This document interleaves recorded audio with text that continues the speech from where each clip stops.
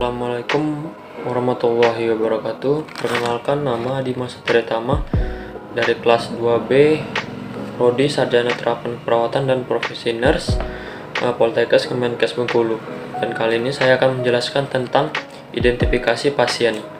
Keselamatan pasien atau patient safety adalah prioritas utama dalam dunia medis. Terdapat 6 sasaran keselamatan pasien, salah satunya ialah identifikasi pasien. Identifikasi pasien dimaksud untuk mencegah terjadinya kesalahan karena keliru, dan dalam mengidentifikasi pasien pada semua aspek atau tahapan diagnosa dan pengobatan. Misalnya kesalahan identifikasi pasien yang dalam keadaan terbius atau tersedasi, mengalami disorientasi, tidak sadar, bertukar tempat tidur atau kamar, yang berada di lokasi rumah sakit, adanya kelainan sensori, atau akibat situasi lainnya.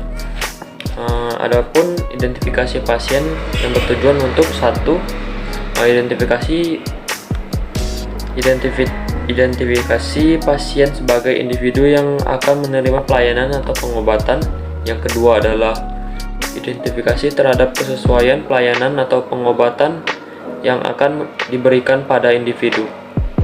Misalnya pemberian pengobatan atau produk darah, pengambilan darah atau spesimen lainnya. Yang ketiga adalah tercapainya mutu pelayanan yang berfokus pada keselamatan pasien. Selanjutnya, pelaksanaan identifikasi pasien antara lain yaitu 1.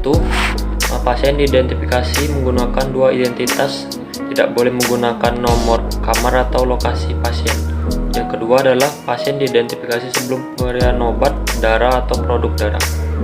Yang ketiga, pasien diidentifikasi sebelum pengambilan darah atau spesimen lain untuk pemeriksaan klinis. Yang keempat adalah pasien diidentifikasi sebelum pemberian obat dan tindakan atau prosedur. Dan yang kelima, pelaksanaan identifikasi harus konsisten pada sesuai situasi dan lokasi. Adapun warna gelang pasien yaitu gelang identitas warna biru untuk pasien laki-laki, warna pink untuk pasien perempuan. Yang kedua adalah gelang penanda. Merah yaitu untuk pasien alergi, kuning untuk pasien resiko jatuh, ungu untuk pasien DNR, putih untuk pasien kelamin ganda, hijau untuk pasien latex, abu-abu untuk pasien kemoterapi. Baiklah, selanjutnya saya akan menjelaskan tentang komunikasi efektif dengan metode SBAR. Komunikasi efektif merupakan suatu 6 sasaran keselamatan pasien di rumah sakit. Komunikasi efektif adalah komunikasi yang akurat, tepat waktu, jelas, lengkap, dan dapat dipahami oleh penerima pesan yang bertujuan untuk mengurangi kesalahan dan meningkatkan keselamatan pasien. Terdiri dari 5 komponen komunikasi efektif, yaitu adalah 1. Kejelasan atau clarity. Bahasa yang digunakan dalam berkomunikasi harus jelas sehingga dapat diterima dan mudah dipahami oleh penerima pesan. Kedua adalah ketepatan atau akurasi. Informasi yang diberikan komunikator dan komunikan atau penerima pesan adalah informasi yang benar. Yang ketiga adalah konteks. Bahasa dan informasi yang disampaikan harus sesuai dengan keadaan dan lingkungan di mana komunikasi itu terjadi. Yang keempat adalah alur atau flow. Flow, pesan atau informasi yang disampaikan secara sistematik atau tepat aturannya. Yang kelima adalah budaya, adalah culture. Pesan yang dapat disampaikan sesuai dengan bahasa, gaya bicara, dan normal etika yang berlaku. Komunikasi SBAR.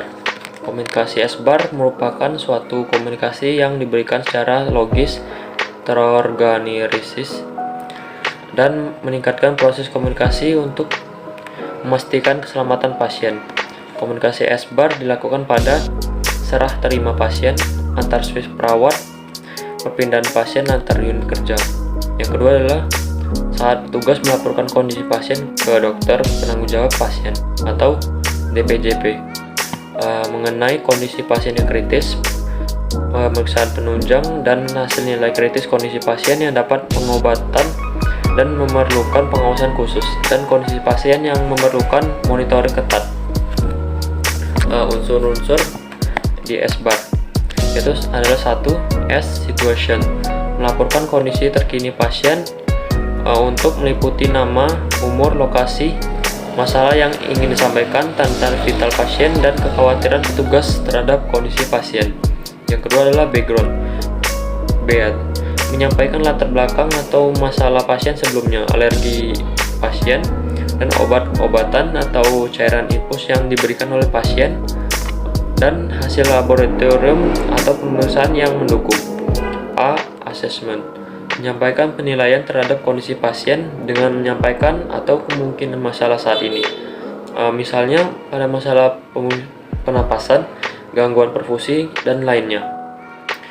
R. Recommendation, menyampaikan rekomendasi berupa saran, pemeriksaan tambahan, atau perubahan tata laksana jika perlu.